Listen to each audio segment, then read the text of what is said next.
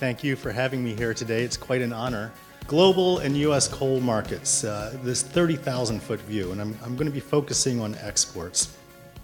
So when you look at exports in the U.S. In the last 10 years, really it's been influenced by two things, the domestic demand and international prices. And as Andy pointed out, domestic demand has been pretty bad, right? We have, I always look at it as a pie, and the pie of power generation, not just coal, but all power generation. Back in the 50s, you had 9.4% annual growth in power generation.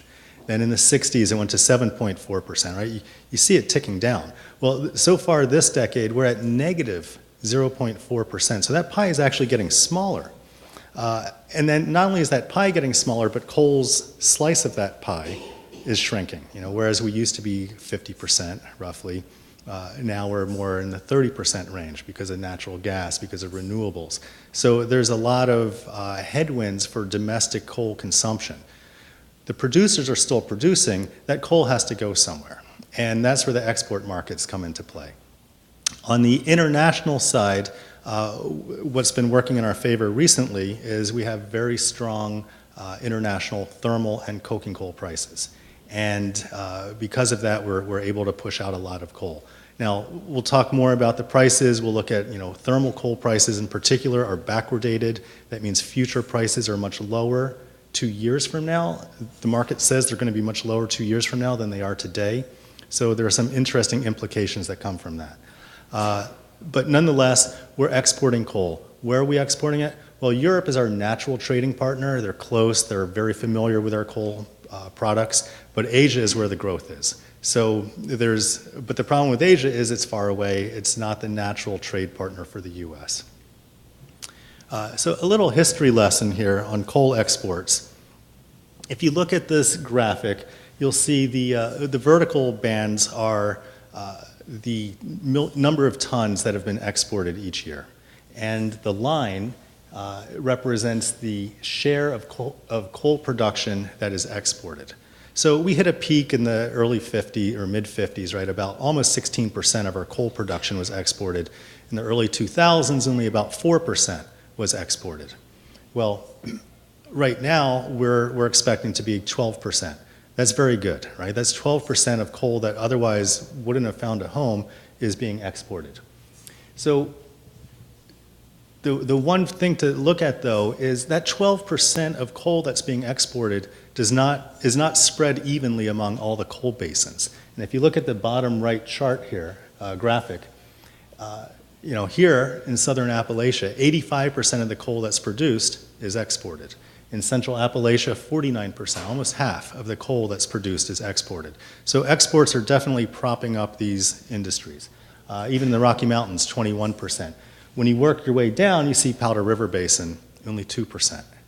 There are multiple reasons for that. One, there are insufficient export facilities. You have very high inland transportation costs. So that is keeping the PRB from taking advantage of this rather strong export market. Looking at prices, what I've done here is this is indexed to 2016, okay? So these aren't actual prices. This is the change in price since January 2016. And the reason I wanted to do that is it gives you a sense of where the volatility is and where coal prices are moving up the most and which ones are moving the least. Well, the top one that totally dominates this graphic is coking coal. Since the beginning of 2016, we've seen a price run up of about 300%. And currently, we're about 150%, a little more, over where we were in January 2016. That's allowed us to export a lot of coal. That's allowed that exported coal to flush out of the U.S., and it's also raised domestic prices. The other two lines, and oh, great, we have a pointer. These lines here, they're up 100% since the beginning of last year. These are the international coals. That's Newcastle coal and API2, which is into Rotterdam coal. They're up 100%. Further down, only a 50% gain is Central Appalachian coal. Now remember, Central App does have access to exports, and it's been influenced by these international markets. But if you look at Powder River Basin, their price has only gone up, eyeballing it here, about 10% over that time. Now remember on that previous slide, only 2% of PRB coal is exported. They're not participants in the export market, and because it's a declining domestic demand, or certainly stagnant demand and really declining, that coal has nowhere else to go. So that's been keeping prices down. On the thermal side, this is Newcastle and this is the API2 into Northern Europe. These are the forward curves. So this top blue one, that's the forward curve as of, I think, yesterday or so. So it's currently around $95. And if you, what they're expecting though is 2 years from now, the price for Newcastle is going to be about, upper 70s, roughly. Okay, so the delta from where we are today to where it's going in the future, that's the spread. And that spread was $10 a ton, a metric ton, back in March. It's since grown to $16 a metric ton. So we've had 14 months of what we call a backwardated curve. I put in some other curves. So here's one from July 2016, and that was one where we actually had contango, where the forward prices were higher than the current prices. Why is this relevant? Well, when you have backwardated prices, right? If you own a coal mine, if you're an investor in a coal mine, you don't want to put capital into that coal mine if the forward price strip is falling, right? Because you're not going to take advantage. Your investment isn't going to pay off for a couple of years, right? It takes a while to develop that coal mine, and by that time, the prices have come down. So a lot of people say, well, that's a really bad thing. I'm of the opinion it's actually a good thing, because if you look at the history of price rallies, anytime there's been a price rally in the coal industry, the producers have overproduced and they've destroyed that price rally. What this does is it actually keeps capital at bay, and it's prolonging this price rally. And there are other reasons too, so with this lack of capital expenditure, it's going to create potential shortfalls for coal down the road, not immediately, but down the road. And we're seeing, Wall Street also feels the same way. They favor dividends, they favor buybacks, but they really haven't rewarded growth as much as one would expect.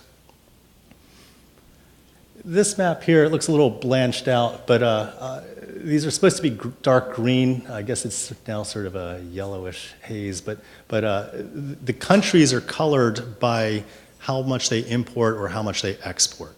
So on the real map, a dark green represents these are big exporters. Dark red means they're major importers. And then all the shades in between are variations of that. So what you see basically is a lot of coal coming from here, US, Canada, from Colombia, from Australia, from Indonesia, and southern Africa, flowing into this region, right? Into Asia, and China, India are big consumers, Turkey, parts of Europe. And what we've done here is this is a netback. So for an API2 price of, I think is $92 a metric ton, how does that net back? And what it means right now is the US is in the money. That means we are making money of selling our coal into Europe. That's a good thing, right? We're saying that you need two things really to help produce or push exports. And we have plenty of supply because domestic demand is down, and we have robust international prices. So that's helping on the netbacks, and that's helping with the US exports. And the same goes with the Pacific Basin. This is the price into South China. Some of these basins are barely, but they can make a little bit of money selling their coal into South China. This is our supply and demand forecast. I don't want to fixate on all the numbers. Really, I put them in here just for perspective if anyone wants to look at it down the road. But the main numbers here are the exports. So in 2017, this year, we expect coking coal exports to rise about 11 million tons to 52 million tons overall. It's a very healthy increase. Similarly, we expect thermal exports to rise 17 million tons to 36. The total is 88 million tons. That 88 million tons, so these numbers are based on, historical numbers are based on the Census Bureau and trade data. But one thing on the Census Bureau and trade data, they do not include Signal Peak coal. Signal Peak coal is not included. It's a more or less a standalone mine, so I think they do that to mask individual mines when they produce their data. But that's significant because Signal Peak is the largest exporting mine in the US. Last year they exported 5.6 million tons. This year we expect them to export 6 million tons thermal, all thermal. So you can add that 6 million to the 88 and you really have 94 million tons, short tons of coal exiting the US. So where is that coal going? Well, this is thermal coal, and this is monthly exports, in short tons. Really, where is the coal going? Well, half of it's going to Europe. In 2015, it was exactly half. I think it was 14 out of the 28 million tons thermal tons we exported went to Europe. Last year, it was a little less than half. This year, it's even further less than half, right? It's maybe 44, 45%. And the reason is, if you can see this gray bar, these gray bars, which were more or less non-existent last year, have grown substantially, and that is Asia. So we're seeing more coal going into Asia. We're seeing a lot of that Western bituminous coal going into Asia, and that's boosting thermal exports. Looking at coking coal exports, and this is also by destination, the natural market is Europe. Okay, it makes sense that U.S. coking coals go into Europe. There's proximity there, but beyond the proximity, coke ovens have a very specific requirements for the blend of coal that they can consume. And once a coke oven has established the chemistry of coals that they're going to use, they don't like to mess with that chemistry too much. So they don't like to change it. And so as a result, they've more or less conditioned themselves to consume U.S. coals, more so than the Australian coals or other sources. Not to say those coals can't penetrate the market, but still U.S. is the one that's first choice in most cases into Europe. But we are starting to see a couple things. One, Europe is the natural market for the U.S., but Asia is where all the growth is. And you have to ask yourself, well, do you want to be in a comfortable but stagnant market, or do you want to have a piece of the action in a rapidly growing market? And that's what Asia brings. So let's kind of walk through these different countries and regions. So Europe, right? They're the key importer of U.S. coal. They've propped us up for a long time as far as exports go. We have long-standing relationships, and now I'm talking at the human level, between the salespeople and the buyers. And when I used to work for a coal company, working in their sales and marketing team, and having those relationships was very important. So don't discount that. It's not just price. It's not just the quality of the coal, but it's also the long-standing relationships, the reliability, the trust that the two parties have with one another. So that's assisted in keeping Europe a very strong partner for U.S. exports. But the problem is it's a very weak growth forecast, right? With the Europe economy has never been robust, pretty much ever. And there is no forecast of that going forward. Combine that with a population that's more or less stagnant. So there's really no big incentive or any tailwind that would give us inspiration to think that Europe is going to be a sudden growth region. There are some little seasonal things right now. Europe is stocking up ahead of the winter season. So that bodes well for thermal right now, but it really is not that significant in the long term. The Standard Coal Trade Agreement, which is for pushing coal into Europe, it favors the higher BTU coals, the calorific value coals. And so what that means is it gives opportunity for Illinois Basin coal, which is a higher BTU coal, to go into Europe. But the problem is Illinois Basin has very high sulfur content, and they're penalized for that sulfur content. We're hearing anywhere, depending on the sulfur percent, anywhere from $15, $20 a ton off of the API 2 price. So that's a very substantial sulfur discount. Now the way the Europeans mitigate that is they will blend Illinois Basin high sulfur coal with low sulfur Russian coal. And typically, again, the rule of thumb, it can always change, but it's about 2 tons of Russian coal will blend with 1 ton of Illinois Basin coal to get the correct sulfur percent for their European boilers. We've heard earlier today about Ukraine. Their production in the country is down 9%. We sold them or have under contract to sell them 700,000 metric tons. That's a first, so that's good news. Where were they getting their coal before that they didn't produce domestically? Russia, right? 99% of thermal, 80% of coking coal comes from Russia. Well, Ukraine and Russia, I think they're looking at other alternatives besides Russia, and so the U.S. is one. South Africa is also expanding their imports into Ukraine. China, all right, China is the big story, right? China, everyone knows about China. They consume over half the world's coking coal. They produce enough domestically to pretty much satisfy their demands. However, they import about 10% of their coking coal. It doesn't sound like much, but when you put that in context of the seaborne market, that 10% that they import is 20% of the global seaborne trade.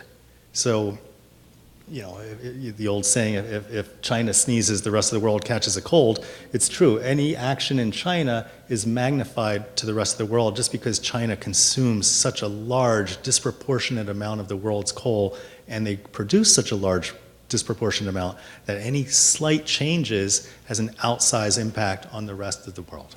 The other thing on China, and this goes to coking coal, they are a net importer of coking coal equivalent. You're probably asking, well, what in the world is coking coal equivalent? Well, coking coal is used to make steel.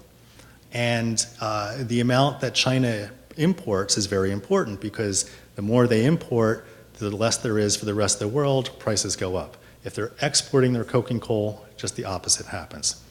But you can't just look at coking coal that they bring in, you have to get the equivalent. And the reason I say that is the net coking coal equivalent is equal to the amount of coking coal imports they bring in minus the coking coal that's used to make the steel that they export, minus the coking coal that's in the coke, which is which is what you use to make steel.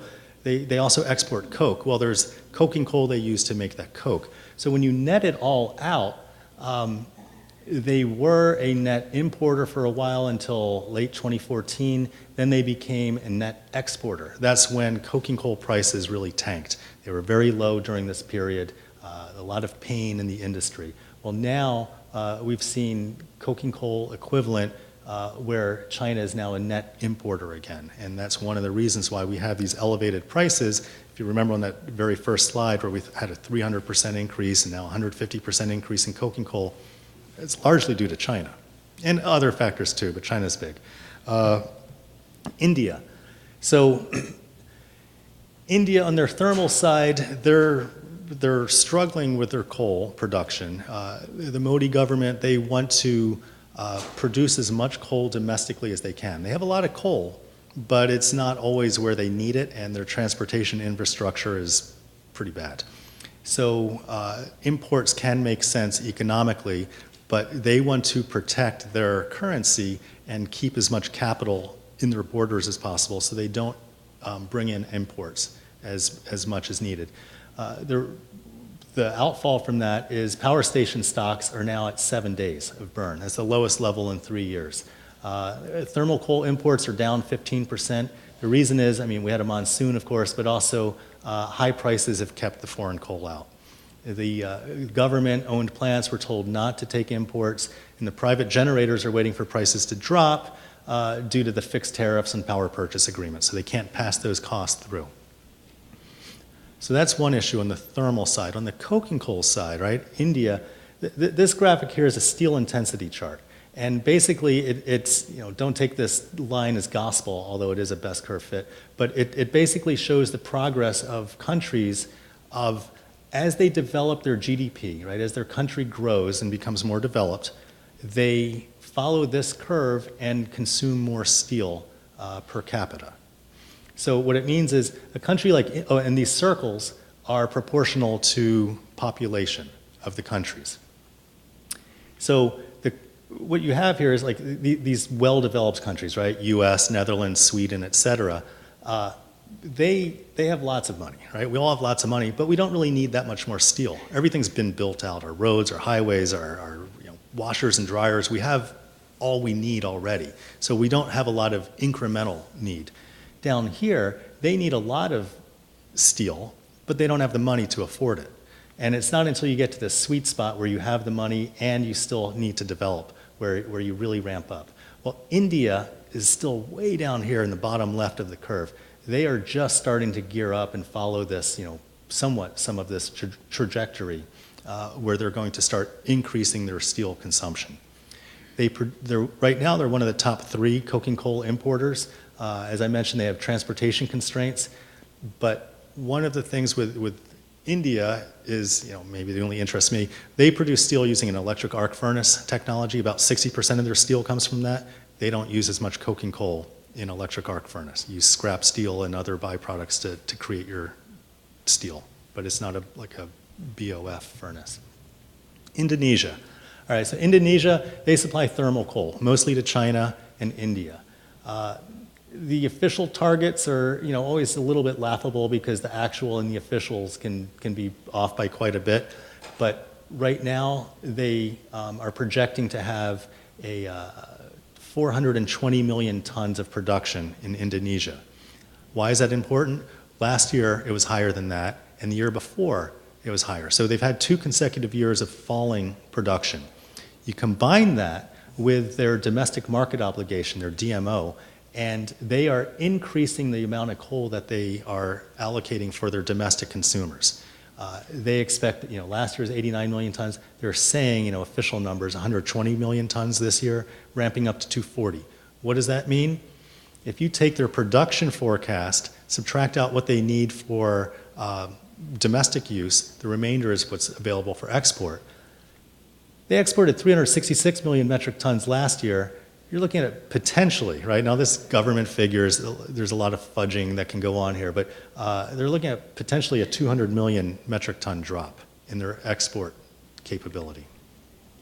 Colombia, and I'll just go through this one quickly, we're seeing because of the demand in Asia, a lot of that Colombian coal that previously went into Europe is now going into Asia. Australia, they produce most of the world's coking coal for export. 65% of coking coal that's exported, seaborne coking coal, comes from Australia. They got hammered hard with Cyclone Debbie back in end of March, early April, and that knocked about roughly 13 million tons out of supply that couldn't get to the ports. They're making up for that, but still they're probably going to look at a shortfall of about 6.5 million tons this year. So you combine that, they're a little bit dinged from the cyclone, and you have labor issues at some of their mines, and then you also have the strong Australian dollar. It's hurting Australia a little bit. And then also Mongolia, this one's interesting, they've ramped up their production. Mongolia's landlocked, right? It's sandwiched between China and Russia. So they've annualized their sales annualized to 10.8 million metric tons, but really their only customer is China. And when I was there a few years ago talking to officials, I asked them, do you have 140 customers or do you have one, right? They have 140 or so, 100 plus steel customers, coking coal customers, or is it really just China corporation that buys it? And the officials kind of looked at each other, didn't answer me for a while, which kind of gave me my answer. When I went there, the border had been closed into China because of I was told later, it was a price dispute, and the Chinese shut down the border. Right now, or just a week ago, there was a mind-boggling traffic jam of coal trucks 120 to 150 kilometers. I verified this. I couldn't believe that there are even that many coal trucks available to make a 90-mile-long traffic jam, but there is. There are multiple sources that have verified this. The Chinese limited the exports to just one gate. Normally there are multiple gates that allow the flow of coal. They limited it to one. So the Chinese can easily control the flow of coal. So in summary, we're seeing strong international demand, weak domestic demand for coking coal and thermal. So Asia is still the growing market. Europe is our natural consumer, our natural marketplace for exports. We've seen weak capital investment in new production. Wall Street favors companies that have dividends, that have buybacks. They don't favor as much, or they don't reward growth as much at this point. Now, what happens though when you have situations like that and too many people pile on in this anti-growth mode, that sets you up for a situation where in the future you might have not enough production available, because it takes a while to develop mines. You can't turn them on and off like a nat gas well. It takes years to permit, engineer, acquire the land, find the labor, which is another difficulty, and then finally get going with your equipment and start the mine. So that is setting us up for a potential shortage on supply down the road, not immediately. We have the backwardated price curve on the thermal side, which is also keeping capital at bay. And then finally, this increased volatility that we're going to see, certainly with prices, is also a reason we're going to see it's going to create difficulties for production and transportation chain to absorb. So that's my presentation. Thank you.